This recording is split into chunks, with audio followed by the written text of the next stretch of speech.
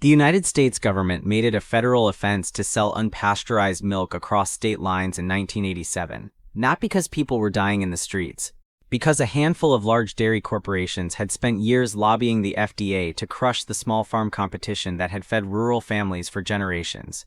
Before that, your great-grandmother kept a single cow, skimmed the cream herself, and fed her children through winters that would make your heating bill look like pocket change. That is where this story really begins. Not in a grocery store, not in a meal kit delivery box, but in a single cast iron pot sitting on a wood stove, where one woman turned almost nothing into something that kept an entire household alive. These are 19 one-pot Depression-era meals that your grandparents and great-grandparents made during the hardest decades this country has ever seen. Meals built on real skills, real ingredients, and a kind of kitchen wisdom that nobody taught in schools because nobody needed to, until suddenly they did. Before we get into it, if this kind of forgotten history means something to you, go ahead and subscribe. There are plenty more where this came from. Number 1. Mulligan Stew. This was the unofficial national dish of the American hobo camps, called jungles, that stretched across the country from roughly 1929 through the late 1930s. The name came from a common Irish surname, used loosely to mean whatever we've got. A man named Charles Elmer Fox documented these camps extensively in 1934, noting that men pulled whatever food they had, a potato here, a can of beans there, a piece of salt pork begged from a farmhouse, threw it all into a communal pot over an open fire and called it supper. The rule was simple: you eat what goes in. No one person owned the pot. It disappeared not because times got better, but because post-war prosperity made communal cooking feel like poverty, which it was, but it was also community. Number 2. Poorman's Soup. In rural Appalachia during the 1930s, families made what they called Poorman's Soup from dried beans, a ham hock or smoked neck bone, a chopped onion, and water. That was it. The ham hock, the lower joint of a pig's leg, cost almost nothing because it was the part nobody else wanted. You simmered it low for 3 to 4 hours until the collagen broke down and the water turned into something that tasted nothing like water. Families ate this 3 or 4 nights a week. The skill was in the timing and the fire. Too hot and you got mush. Too cool and you got rocks. The art of low and slow was not a restaurant trend. It was survival arithmetic. Number 3. Cracklin' cornbread. Before Jiffy Mix and before prepackaged lard, your grandmother rendered her own fat from fried pork skin, what they called cracklins, and folded the crisp pieces directly into her cornbread batter. She baked it in a cast iron skillet greased with the same fat. The result was a dense, savory bread that carried enough calories to get a farmhand through a 10-hour day. In 1931, a pound of cornmeal cost about 2 cents. A cast iron skillet lasted a lifetime. This was not peasant food. This was engineering. Number 4. Potato soup with milk and onion. 3 ingredients: cubed potatoes, a diced yellow onion, and whatever milk you had, whole, skim, or watered down. You brought it to a boil, then let it drop to a slow simmer for about 20 minutes, added a pinch of salt, and that was supper for 6 people. Some families stirred in a spoonful of flour to thicken it. Others dropped in a piece of butter the size of a walnut if they had it. It seems laughably simple until you realize that it kept children fed through winters in Montana and West Virginia when the pantry had nothing else left standing. Here is something worth sitting with for a moment.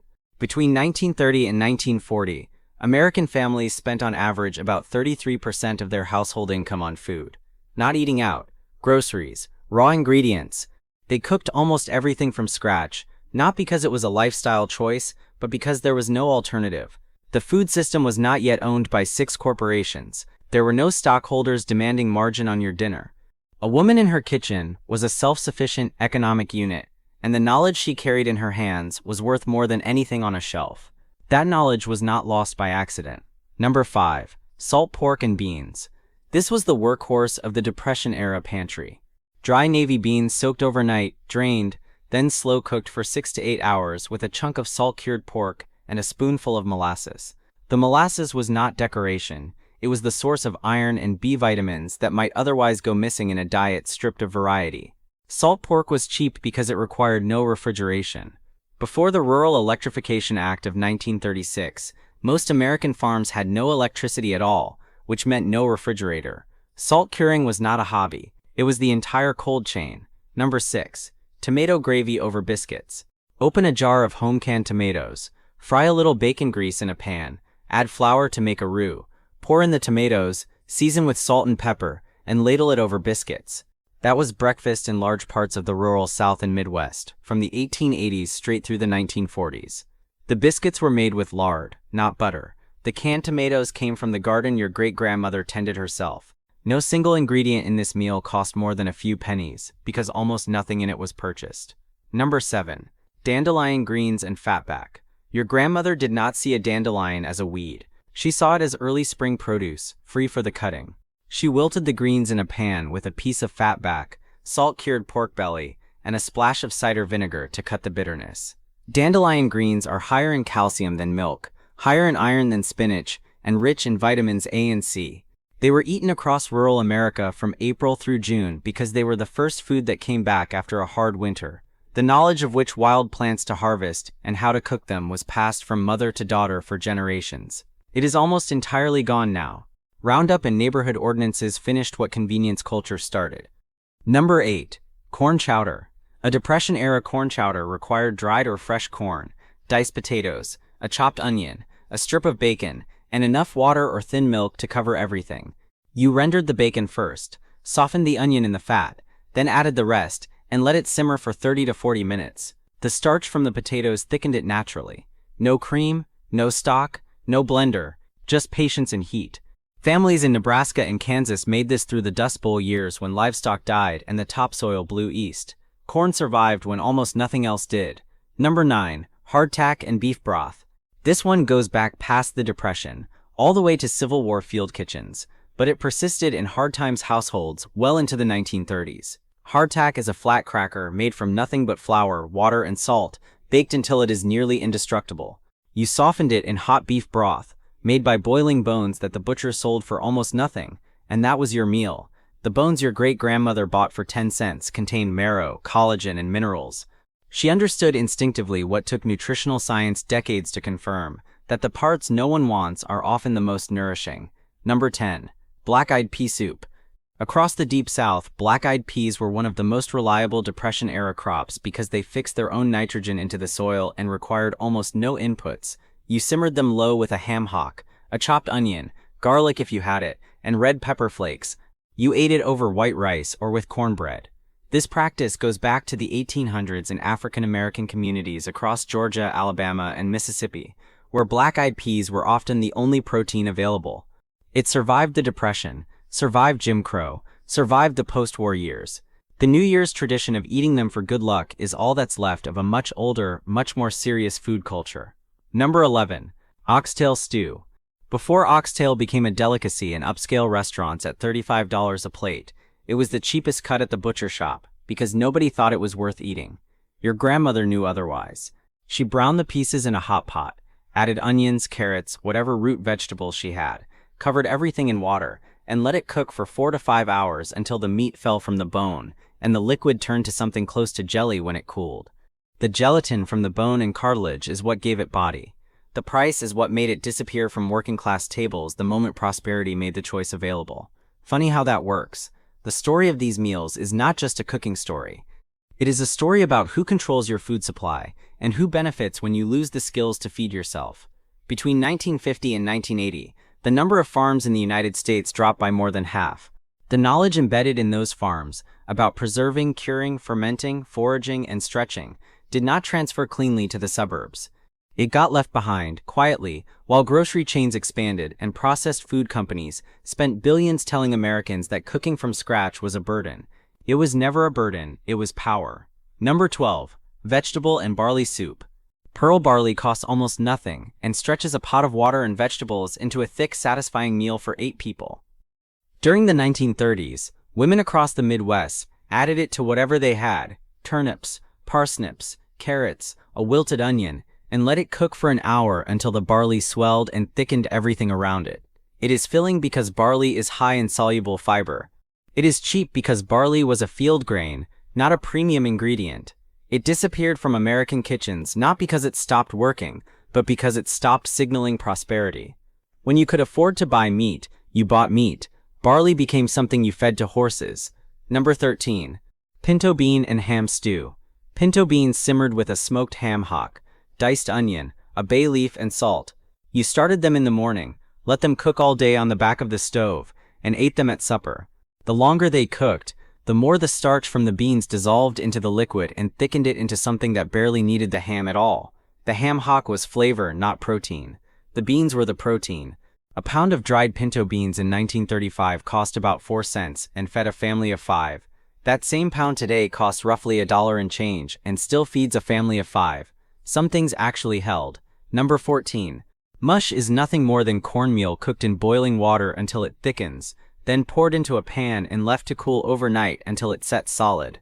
In the morning you sliced it, fried the slices in a little grease until they were crisp on the outside, and served them with sorghum syrup or apple butter. It was a Depression-era breakfast across rural Ohio, Indiana, and Kentucky. Fried mush is essentially what commercial grits brands now sell back to you at a premium.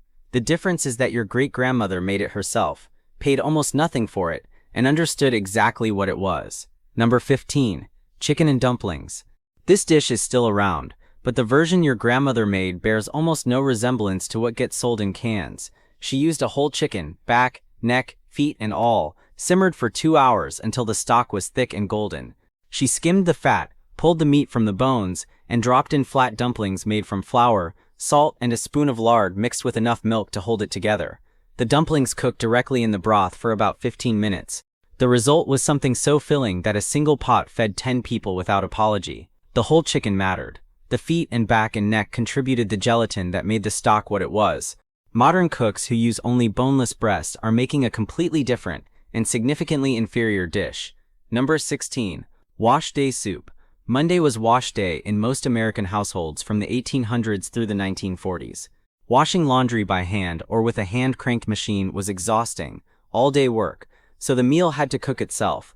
You put beans or a tough cut of meat and vegetables into a pot in the morning, let it simmer on low heat all day, and supper was ready when the washing was done. This was not a recipe, it was a scheduling solution. The idea that meal prep is a modern innovation would be genuinely funny to anyone who lived this way.